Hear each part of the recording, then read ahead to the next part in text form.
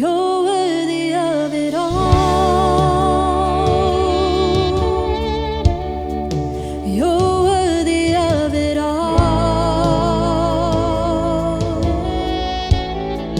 For from you are all things, and to you are all things. You deserve the glory.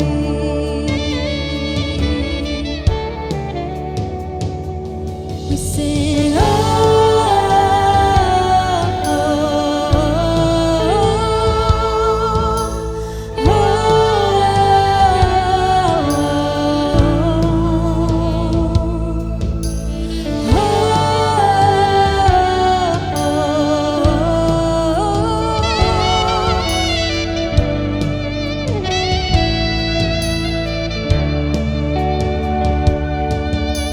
and all the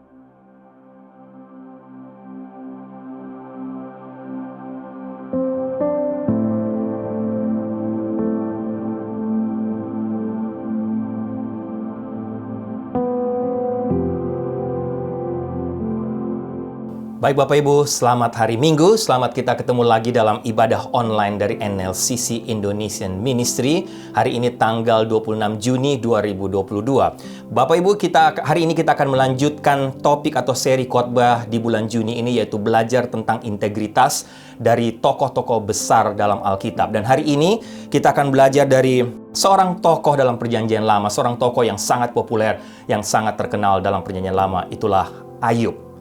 Sebelum kita lebih jauh, mari kita tundukkan kepala, kita berdoa.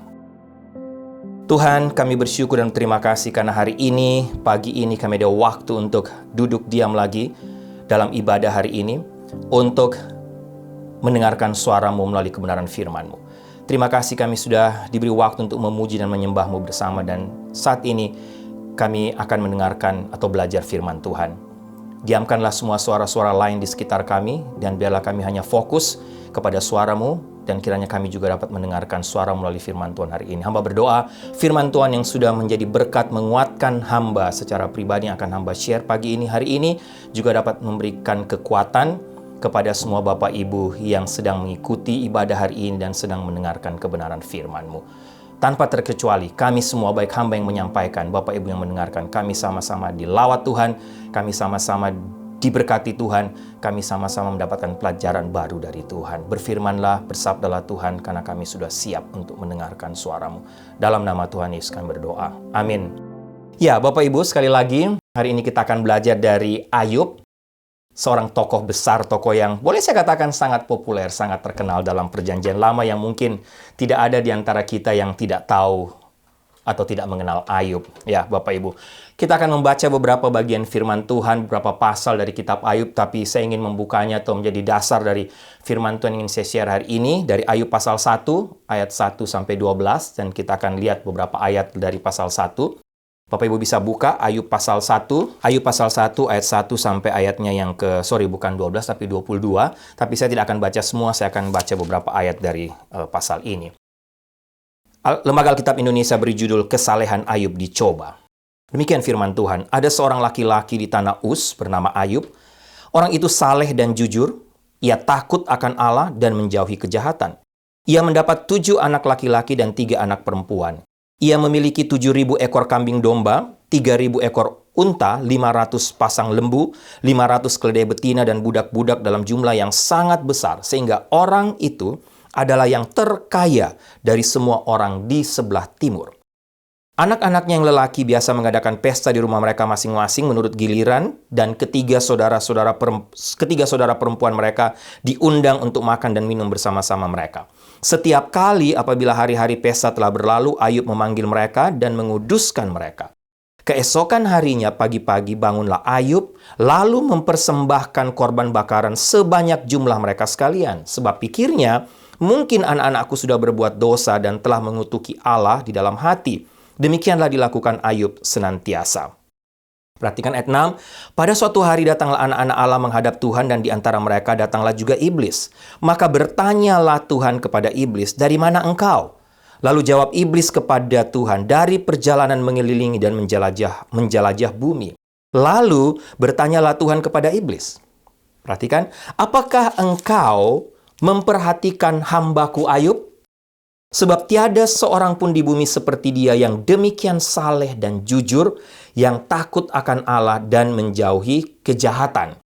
Lalu jawab iblis kepada Tuhan, "Apakah dengan tidak mendapat apa-apa Ayub takut akan Allah? Bukankah engkau yang membuat pagar sekeliling dia dan rumahnya serta segala yang dimilikinya? Apa yang dikerjakannya telah kau berkati, dan apa yang dimilikinya makin bertambah di negeri itu.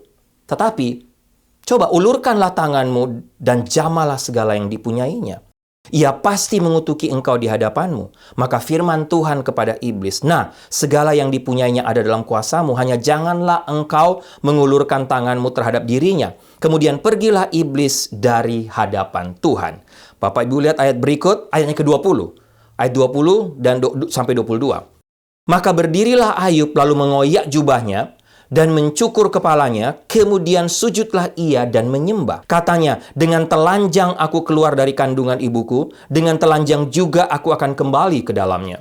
Tuhan yang memberi, Tuhan yang mengambil. Terpujilah nama Tuhan. Dalam kesemuanya itu, Ayub tidak berbuat dosa, dan tidak menuduh Allah berbuat yang kurang patut. Oke, Bapak Ibu, nanti kita akan lihat beberapa ayat dalam pasal-pasal berikutnya ketika saya share bagian firman Tuhan ini. Tapi sekali lagi, hari ini kita mau belajar dari seorang tokoh, Ayub. Kalau boleh saya tambahkan, kita mau belajar tentang integritas hari ini dari Ayub, yang boleh saya katakan seorang ayah teladan. Pelajaran tentang integritas. Kita mau belajar hari ini dari Ayub, seorang ayah teladan. Oke, Bapak Ibu, berbicara soal perubahan fisik dan hormonal dalam diri seorang wanita, seorang perempuan, khususnya ketika dia berubah menjadi seorang ibu ketika dia sudah punya anak, saya rasa itu tidak asing lagi di telinga kita. Banyak di antara kita sudah tahu tentang itu. Tapi bagaimana dengan perubahan fisik dan perubahan hormonal atau perubahan emosi dari seorang laki-laki? Ketika dia berubah atau ketika dia akhirnya menjadi seorang ayah ketika dia punya anak. Nah, menarik, saya membaca sebuah tulisan yang ditulis oleh seorang penulis bernama Bradford Wilcox.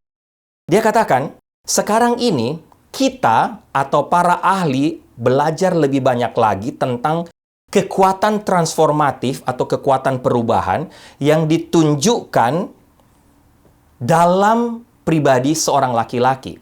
Dan pelajaran tentang kekuatan transformatif atau kekuatan perubahan dari seorang laki-laki ini ditulis oleh Wilcox dalam bukunya yang berjudul Gender and Parenthood, Biological and Social Scientific Perspective. Menarik Bapak Ibu, dari tulisan Wilcox dalam bukunya tadi menunjukkan hasil bahwa bagi banyak pria laki-laki, kekuatan transformatif atau perubahan secara fisik sebagai ayah itu pertama kali muncul dengan sendirinya, katanya, ketika berat badan itu mulai menumpuk. Ini seorang laki-laki. Dan satu survei baru-baru ini menemukan bahwa rata-rata seorang ayah menambah berat badan mereka lebih dari 10 pound selama mereka menunggu kelahiran anak mereka. Bapak Ibu. Tetapi, ada transformasi yang lebih signifikan yang terjadi daripada sekedar penambahan berat badan bagi banyak pria atau laki-laki menurut Wilcox. Studi menunjukkan bahwa setelah kelahiran bayi, testosteron pria turun, sementara kadar prolaktin mereka meningkat. Ya, pergeseran hormonal ini signifikan karena testosteron dikaitkan dengan agresi dan libido yang meningkat. Tapi menurut survei seorang laki-laki ketika dia sudah punya anak, berubah menjadi ayah, statusnya menjadi ayah, testosteronnya menurun. Sedangkan prolaktin dikaitkan dengan makin meningkatnya aktivitas yang tinggi sebagai orang tua. Dalam hal ini sebagai ayah yang telah punya anak. Karena aktivitasnya makin banyak, otomatis prolaktinnya juga makin tinggi Bapak Ibu. Oke, tapi ada satu penemuan, ada satu fenomena yang ditemukan oleh Wilcox yang dia tulis dalam bukunya tadi yang menarik. Seorang pria, Wilcox katakan, yang punya banyak, selain dia meneliti soal perubahan fisik, perubahan hormonal, dia juga menulis tentang perubahan emosi. Rupanya seorang pria yang punya banyak waktu bersama dengan anak-anaknya dan juga dengan istri atau ibu dari anak-anaknya, tidak terlalu tertekan. Dalam arti, tingkat stresnya sangat rendah. Bahkan, mereka atau ayah yang punya banyak waktu bersama-sama dengan anak dan istrinya menghasilkan lebih banyak uang. Bapak Ibu, menghasilkan lebih banyak uang. Menghadiri lebih sedikit bar atau klub, nightclub, dan menghadiri lebih banyak gereja daripada teman-teman mereka yang lain yang hidup sendiri atau yang tidak punya waktu bersama dengan anak dan istri mereka. Bapak Ibu, luar biasa. Oke. Menjadi ayah bisa menjadi satu pengalaman transformatif yang begitu kuat bagi seorang pria, bahkan seperti yang dikatakan Wilcox tadi, dapat mengubah kadar hormon mereka. Tapi jangan lupa tentang perubahan emosi Bapak Ibu dan kestabilan emosi dari seorang laki-laki, khususnya bagaimana mereka mengalami ketenangan. Kita tidak akan diskusi di sini tentunya apa yang membuat seorang laki-laki itu lebih tenang. Tadi Wilcox katakan, karena kebersamaan dengan banyaknya waktu bersama dengan keluarga. Apakah hormonal? Atau apakah memang karena laki-laki tadi atau ayah tadi, dia hidup tenang, dia bebas stres atau stresnya sangat rendah. Karena memang mereka hidup Takut akan Tuhan. Karena mereka hidup dengan komitmen yang tinggi dan juga dengan integritas mereka. Nah, kita tidak tahu Bapak Ibu mana yang menyebabkan hormonal, ataukah emosi, ataukah spiritual. Ya, tapi yang pasti Bapak Ibu, ada begitu banyak contoh seorang pria yang menjadi ayah, tapi mereka tidak pernah merasa happy, mereka tidak pernah merasa tentram, mereka tidak pernah merasa tenang dalam hidup mereka. Menurut saya, transformasi yang sebenarnya tidak dimulai dari kelenjar, dari hormon, tetapi dalam pikiran seorang laki-laki. Firman Tuhan berkata dalam Roma pasal 12 ayat 2, kita tahu bagian firman Tuhan ini, janganlah kamu menjadi serupa dengan dunia ini, tetapi berubahlah oleh pembaharuan budimu, sehingga kamu dapat membedakan manakah kehendak Allah, apa yang baik, yang berkenan kepada Allah, dan yang sempurna. Demikian pula Raja Salomo. Salomo dalam tulisannya dalam Amsal pasal 20 ayat 7, katakan apa? Orang benar atau seorang ayah laki-laki yang bersih kelakuannya. Dalam terjemahan lain disebut seorang laki-laki yang berjalan dalam integritasnya, berbahagialah keturunannya. Kata Salomo dalam Amsal 20 ayat 7. Nah, Bapak Ibu, saya yakin kisah Ayub ini selalu memukau setiap orang yang mendengar atau membacanya. Semua orang atau semua pembaca Alkitab pasti terpukau ketika mendengar, membaca cerita tentang Ayub. Penderitaan dan kehilangan yang dialami Ayub sering digunakan sebagai contoh dalam menggambarkan daya tahan, kekuatan seorang manusia di bawah kondisi yang paling berat, di bawah tekanan, di bawah pergumulan. Ketika orang menghadapi masa-masa sulit karena kehilangan orang yang dicintai, ketika mengalami kehancuran secara finansial, ketika mereka mengalami tekanan hidup yang bertubi-tubi, mereka seringkali dikaitkan dengan kisah Ayub, betul? Tetapi Bapak Ibu, yang jauh lebih penting adalah kisah akhir dari Ayub. Dalam kisah akhir Ayub diceritakan Ayub mengalami kemenangan. Ayub mengalami pemulihan yang asalnya dari Tuhan. Dia mengalami pergumulan, dia mengalami tantangan bertubi-tubi. Tapi Ayub menunjukkan atau membuktikan bahwa dia menang. Dia mengalami pemulihan dari Tuhan. Saya yakin semua kita yang pernah membaca kisah Ayub sangat menghormati Ayub atas kesabaran, atas ketekunannya, yang bagi saya atau menurut saya ini merupakan ciri utama dari integritas Ayub, ciri khas dari integritas Ayub. Kisah Ayub telah sangat mempengaruhi dan memperkuat banyak orang, Bapak Ibu, mungkin termasuk Bapak Ibu dan ya kita semua atau Bapak Ibu yang mendengarkan firman Tuhan ini sekali lagi hari ini. Banyak kita telah dipengaruhi dan diperkuat oleh cerita Ayub. Tapi hari ini mari akan kita sama-sama lihat lebih jauh Bapak Ibu. Kita sama-sama mau belajar. Apa pelajaran untuk kita dari integritas Ayub? Apa yang kita bisa pelajari? Saya mau share paling tidak 2 Bapak Ibu. Secara garis besar. Yang pertama, menurut saya itu dari membaca kisah Ayub ini lagi Bapak Ibu, integritas Ayub itu dibuktikan dalam kehidupannya yang benar. Ayub membuktikan bahwa dia tidak saja bisa dikenal atau disebut sebagai orang benar. Tapi Ayub membuktikan dalam hidupnya setiap hari, dia hidup benar. Alkitab sendiri mengungkapkan bahwa Ayub adalah seorang laki-laki sempurna. Ayub tidak hanya dikenal sebagai orang benar, tapi dia juga hidup benar, seperti saya katakan tadi. Bayangkan, Alkitab katakan dia saleh, dia jujur, dia takut akan Allah, dia hidup menjauhi kejahatan. Dan ini Bapak Ibu tentu saja bukan kebetulan dan itu tidak datang secara alami atau tiba-tiba. Tapi proses. Ayub sendiri mungkin tidak menyadari dampak luas dari kebenaran hidupnya. Penting bagi kita Bapak Ibu, penting bagi Bapak Ibu dan saya untuk mengambil keputusan, untuk memilih hidup dengan saleh, dengan lurus, karena itu akan mempengaruhi dunia di sekeliling kita. Bapak Ibu, bicara tentang hidup benar Ayub. Kenapa Ayub bisa mempertahankan hidup benar? Di tengah semua tantangan pergumulan yang dihadapi. Ada beberapa hal Bapak Ibu yang saya dapatkan dari bagian ini. Yang pertama, memang jelas Tuhan memilih Ayub. Tuhan sendiri yang mengasihi Ayub, memilih Ayub. Tapi yang kedua, saya yakin dari sisi Ayub, dari pihak Ayub Bapak Ibu, Ayub juga memilih.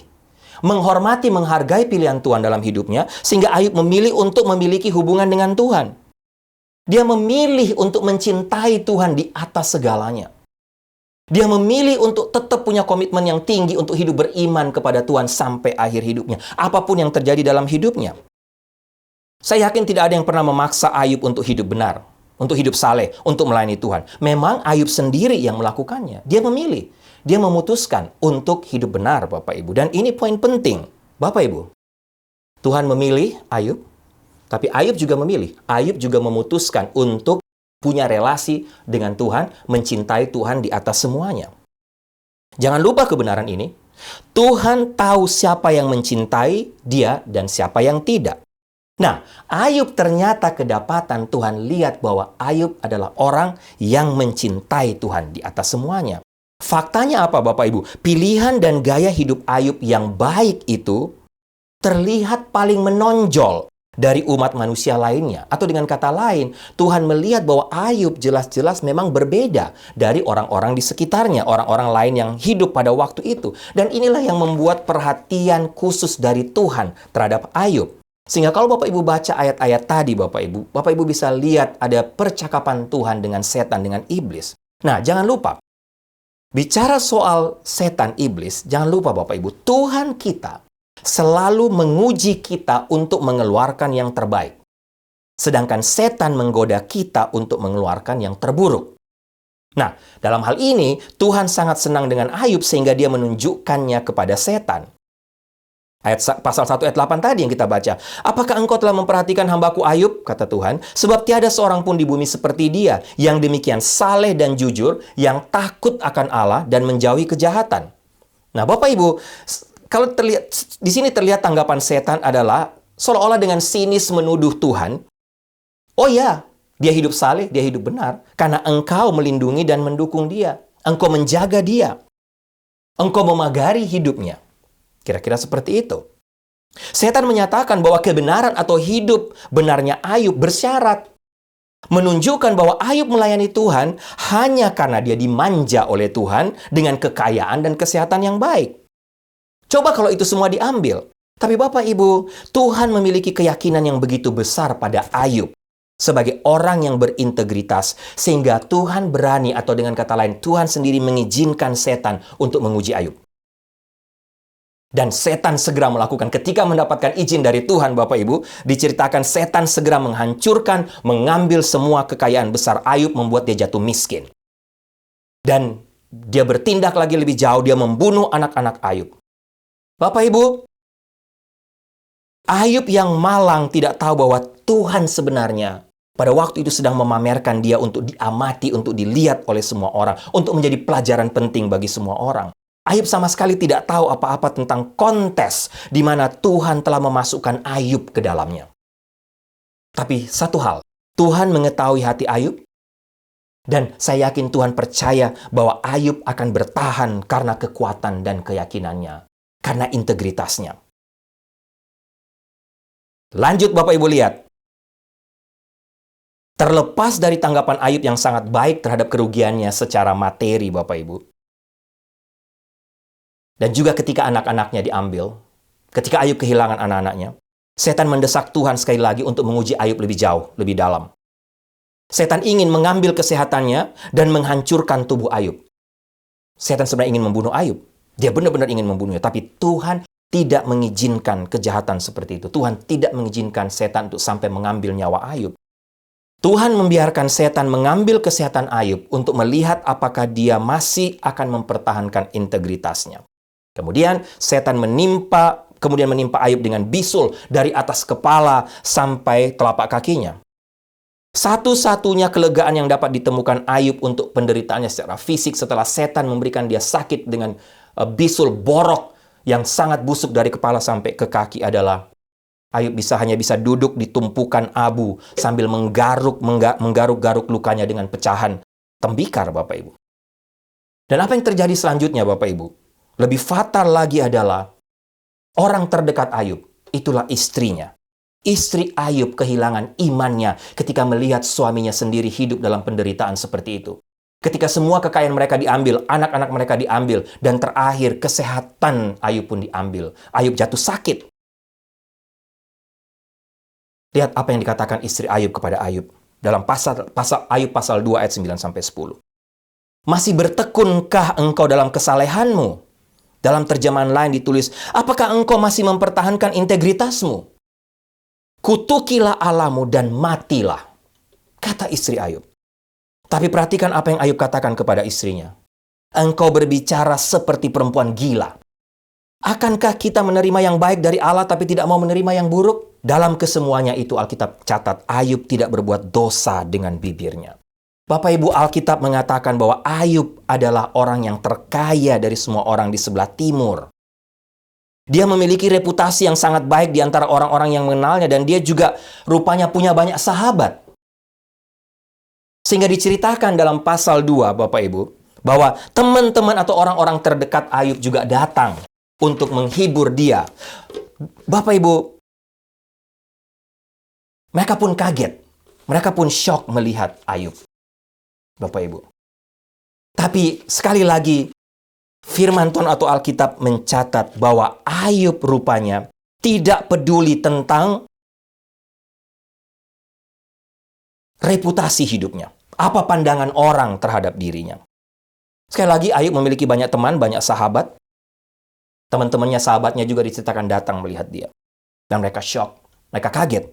Tapi rupanya Ayub jauh lebih peduli tentang bagaimana memiliki sikap yang benar daripada mengembangkan reputasi yang baik. Dia tidak terlalu peduli apa kata orang di sekelilingnya tentang apa yang terjadi dalam hidupnya. Saya ingat pernah membaca seorang mantan pelatih bola basketball dari Universitas California di Los Angeles, John Wooden namanya.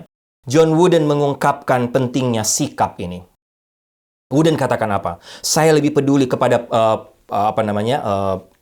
murid-murid yang atau student yang di coachnya dilatih dalam timnya. Saya lebih peduli dengan karakter kamu atau karakter Anda daripada reputasi Anda. Karena karakter Anda adalah tentang siapa Anda sebenarnya. Sedangkan reputasi Anda hanyalah apa yang orang lain pikirkan tentang Anda. Nah, Bapak Ibu, kembali kepada Ayub. Reputasi Ayub terkenal karena karakternya yang mulia. Dia benar-benar pria terhormat dan berintegritas. Itulah Ayub. Ayub adalah suami dan juga sekaligus ayah teladan. Integritas Ayub menjadi nyata dalam kepeduliannya yang besar terhadap kesejahteraan keluarganya. Meskipun dia memberi mereka gaya hidup yang makmur, Bapak Ibu, dia juga memperhatikan kesejahteraan spiritual mereka. Bapak Ibu bisa baca dalam Ayub pasal 1 ayat 5. Di situ terlihat bahwa Ayub juga selalu menguduskan anak-anaknya. Ayub tidak hanya memperhatikan kesejahteraan finansial mereka, tapi Ayub juga memperhatikan kesejahteraan atau kebutuhan rohani mereka, spiritual mereka. Memang tidak ada penjelasan yang jelas tentang apa yang Ayub lakukan untuk menguduskan anak-anaknya, tapi kemungkinan para penafsir setuju bahwa Ayub selalu melakukan semacam ritual, meletakkan tangannya di atas anak-anaknya dan mendoakan mereka. Tumpang tangan, kemudian berdoa untuk mereka, minta pengampunan Tuhan. Dia mungkin telah mengurapi mereka juga. Ada yang mengatakan mungkin dia mengurapi dengan minyak. Dia mungkin berbicara kepada mereka tentang Tuhan, tentang Allah. Dan tiap kali mereka pulang, Ayub selalu berdoa bagi mereka. Karena bagi Ayub mungkin mereka telah berbuat dosa. Sehingga Bapak Ibu, kita banyak belajar dari Ayub. Yang pertama kita belajar adalah, lihat, Ayub hidup benar. Ayub membuktikan integritasnya ketika dia hidup berbeda. Apapun situasi yang terjadi di sekelilingnya, dia tetap hidup benar. Dia tetap hidup beriman kepada Tuhan. Yang kedua, yang pertama, integritas Ayub dibuktikan dalam kehidupan yang benar. Yang kedua, saya belajar Bapak Ibu, integritas Ayub dibuktikan dalam kehidupan yang tidak dikendalikan oleh materi, tidak dikendalikan oleh harta, tidak dikendalikan oleh kekayaan.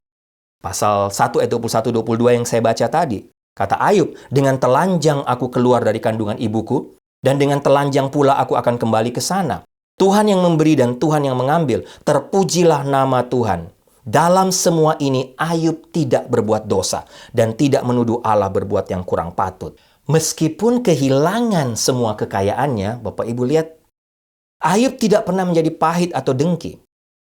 Ayub memang kaya akan hal-hal materi.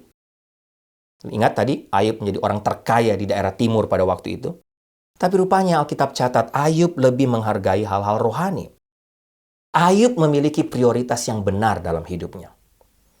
Tuhan pertama, manusia kedua, atau keluarga, hal lain merupakan hal terakhir dalam prioritas Ayub. Dan ketika kita baca kisah ini, Bapak Ibu, terlihat jelas bahwa Ayub memiliki harta yang dia punya, atau Ayub merasa dia memiliki harta itu ketika dia memilikinya. Tapi ketika dia hilang, tiada persoalan buat Ayub. Sehingga boleh saya katakan dengan kalimat sederhana, Ayub memiliki harta miliknya ketika harta itu ada. Tapi bukan sebaliknya, bukan harta itu yang memiliki Ayub, sehingga Ayub menjadikan itu sebagai fokus dalam hidupnya. Bapak Ibu, ada ceritanya. Seorang anggota gereja mengalami kesulitan atau bingung dengan konsep persepuluhan. Mungkin tidak bingung, tapi dia hanya mau menguji. Ya. Suatu hari dia datang kepada pendetanya dan dia kemudian cerita atau dia ungkapkan keraguannya atau kebingungannya. Dia katakan, Pak Pendeta, saya ini hanya tidak mengerti. Saya nggak tahu ini dia benar-benar tidak mengerti atau pura-pura tidak mengerti. Saya hanya tidak mengerti bagaimana saya dapat memberikan 10% dari pendapatan saya untuk gereja, sedangkan saya sendiri ini, Pak Pendeta, tidak bisa membayar semua tagihan-tagihan saya dan keluarga saya. Sehingga saya bingung. Pendeta itu menjawab, namanya kebetulan John, tapi tentunya bukan John yang sedang menonton, atau siapapun yang namanya John yang sedang menonton ibadah ini. Pendeta katakan, John, oke, kalau seandainya saya ini, atau saya mau berjanji kepada kamu untuk membayar semua tagihan kamu. Oke? Seandainya saya berjanji hari ini, saya katakan, John, oke, mana semua tagihan kamu, mana semua bil-bil kamu, saya bayar. Apakah kamu mau bayar persepuluhan?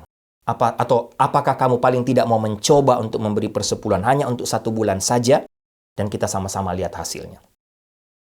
Setelah John diam beberapa saat, kemudian John jawab, oke Pak Pendeta, pasti, sudah tentu katanya. Kalau pendeta atau Pak Pendeta janji untuk menutupi kekurangan saya, membayar semua tagihan bulanan saya kira saya mampu atau saya bisa memberikan persepuluhan pada bulan tersebut. Bapak Ibu menarik, Pak Pendeta ini katakan kepada John, oke John, kamu berkata bahwa kamu bersedia untuk menaruh kepercayaan kamu pada saya yang adalah hamba Tuhan, adalah pendeta kamu, yang kamu tahu bahwa saya pun tidak punya banyak. Saya bukan orang yang kaya raya, yang mungkin pendapatan saya jauh berada di bawah kamu, John. Tapi setelah saya berjanji, kamu mau untuk memberikan persepuluhan. Pertanyaan saya, kenapa kamu tidak bisa mempercayai Bapa kita di sorga yang mempunyai seluruh alam semesta? Kenapa kamu takut? Kenapa kamu takut untuk memberikan persepuluhan? Apakah kamu tidak percaya kepada Dia? Bapak Ibu, setelah percakapan itu, minggu berikutnya, John tanpa basa-basi, tanpa mengatakan apa-apa, dia mulai start memberikan persepuluhan. Dan sejak itu John melakukannya dengan setia. Bapak Ibu, saya mau menutup bagian ini, khususnya bagian kedua ini,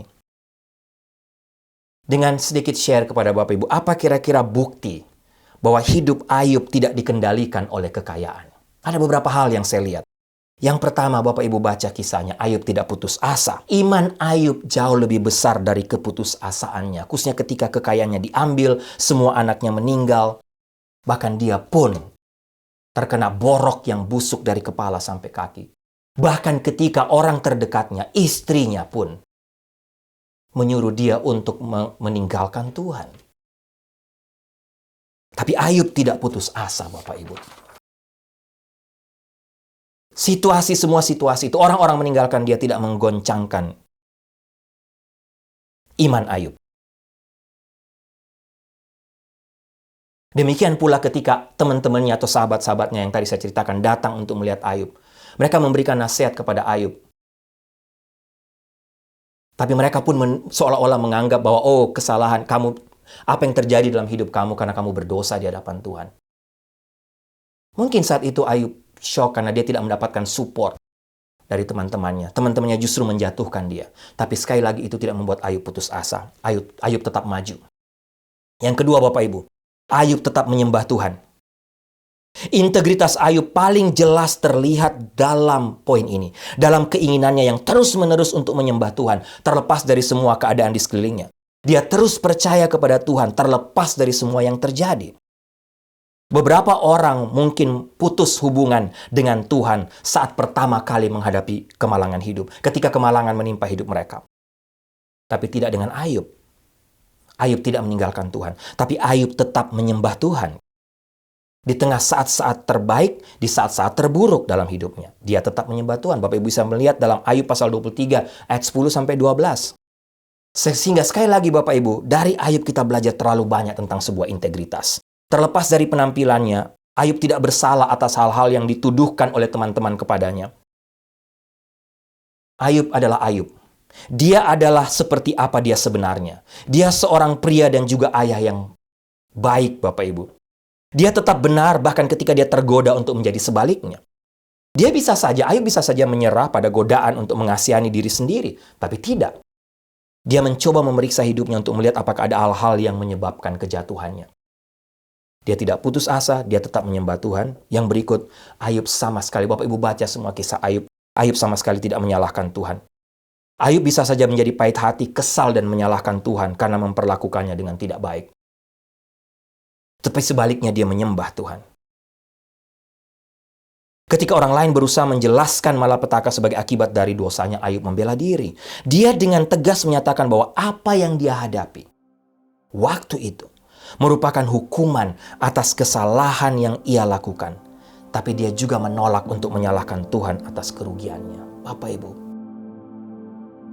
luar biasa pelajaran dari Ayub. Meskipun dia tidak mengerti mengapa dia berada dalam keadaan yang begitu menyedihkan. Dia tidak mengerti, dia tidak tahu mengapa Tuhan izinkan. Tapi Ayub menolak untuk mengkritik Tuhan, menolak untuk menyalahkan Tuhan. Yang berikut Bapak Ibu, Ayub bertobat. Di akhir pencobaan Ayub, dia bertobat dari kesombongan dan keangkuhannya. Ayub pasal 42 ayat 6 dan 10 Bapak Ibu bisa baca. Sebelum Ayub benar-benar berdialog panjang dengan Tuhan, Ayub merasa dia tahu dan mengerti jalan Tuhan. Karena dia telah menjalani kehidupan yang benar, dia merasa memiliki pemahaman rohani, namun ternyata dia salah. Dalam posisi atau dalam kondisi itulah Ayub tunduk di hadapan Tuhan. Dia bertobat, dia mengaku salah di hadapan Tuhan. Pelajaran apa yang kita dapat di sini Bapak Ibu? Menyembah Tuhan dan menaati firman-Nya tidak secara otomatis menjamin wawasan atau pemahaman rohani kita. Demikian pula dengan Ayub pada waktu itu. Ayub bertobat ketika dia akhirnya melihat Tuhan dengan caranya. Cara Tuhan yang bahkan tidak pernah dia bayangkan sebelum dia sendiri berhadapan dengan Tuhan.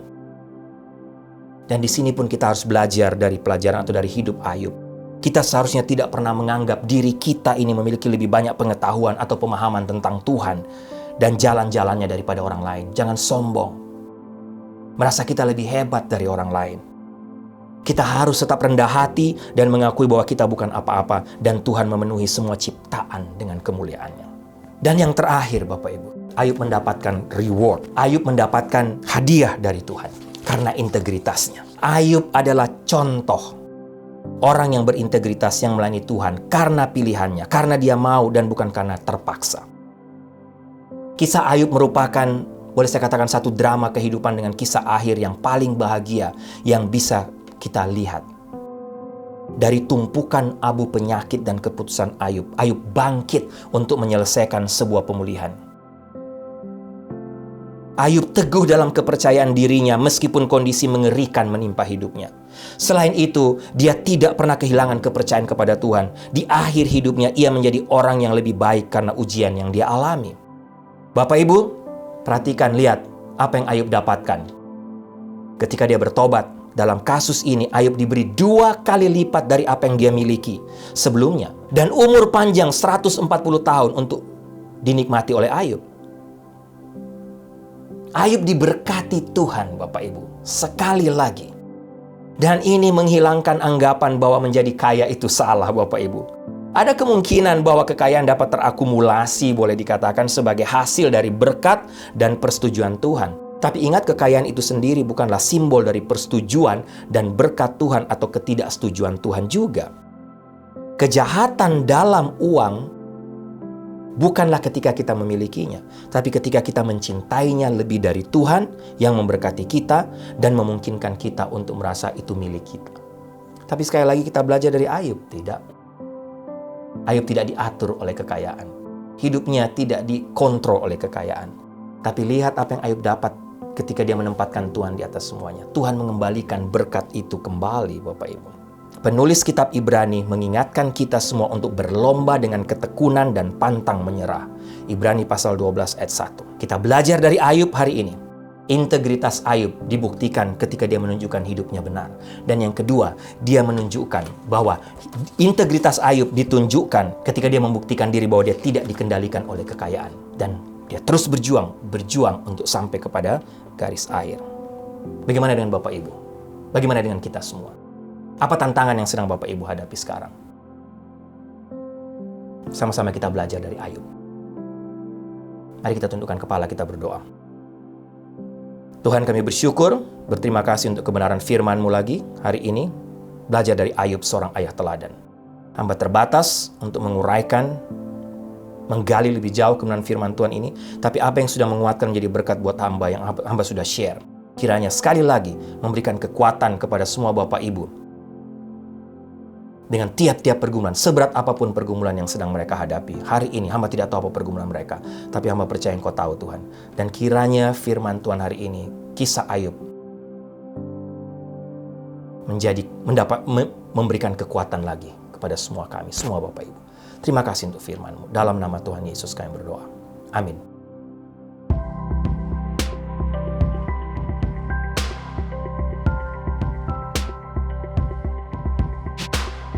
Baik Bapak Ibu, doa saya kita semua diberkati lagi oleh kebenaran firman Tuhan hari ini, khususnya pelajaran tentang integritas dari Ayub, seorang ayah teladan. Doa saya kiranya melalui kebenaran firman Tuhan yang sudah kita dengar, yang sudah saya share kepada Bapak Ibu, sekali lagi menantang kita untuk terus hidup takut akan Tuhan, terlebih menjaga integritas kita semua sebagai anak Tuhan, tidak saja sebagai ayah, tapi juga sebagai orang percaya di tengah dunia ini ketika kita diperhadapkan dengan berbagai macam tantangan yang ada di sekitar kita. Baik Bapak Ibu, sebelum saya tutup dalam doa berkat ada beberapa pengumuman. Yang pertama, jangan lupa berdoa untuk persiapan retreat kita dan juga pelaksanaan retreat kita tanggal 5-7 Agustus. Bapak Ibu terus berdoa, saya dan Ibu Sarah berdoa supaya kita semua yang akan gabung, akan ikut join dalam retreat ini, kita semua diberkati lagi oleh Tuhan. Sesuai dengan temanya, recharge. Baterai-baterai rohani kita, saya dan juga Bapak Ibu, semua kita diperbaharui lagi oleh Tuhan. Yang kedua, berdoa juga untuk persiapan dan pelaksanaan Mission Night, Global Mission Night tanggal 17 September. Bapak Ibu berdoa supaya sekali lagi, Mission Night tahun ini kita melihat Tuhan bekerja, kita menyaksikan mujizat Tuhan terjadi lagi, ketika kita melihat jumlah total dana yang terkumpul. Kita berdoa supaya dana, seberapapun dana yang terkumpul 17 September nanti, itu dapat mencukupi semua proyek yang kita bantu, yang kita support, kita dukung di Indonesia. Dan juga di berbagai belahan dunia lainnya. Semua misi di bawah Global Outreach atau Global Mission dari NLCC. Jemaat yang kekasih, tundukkanlah kepalamu, arahkanlah hatimu kepada Tuhan, dan terimalah berkat Tuhan. Anugerah keselamatan dari Tuhan Yesus Kristus, kasih sayang yang tidak berkesudahan dari Allah Bapa, serta penyertaan dari Roh-Nya yang kudus, kiranya menyertai engkau sekalian, mulai hari ini sampai Maranatha Tuhan Yesus datang kembali. Haleluya. Amin. All the saints and angels, they bow before your throne. All the elders cast their crowns before the Lamb of God and sing your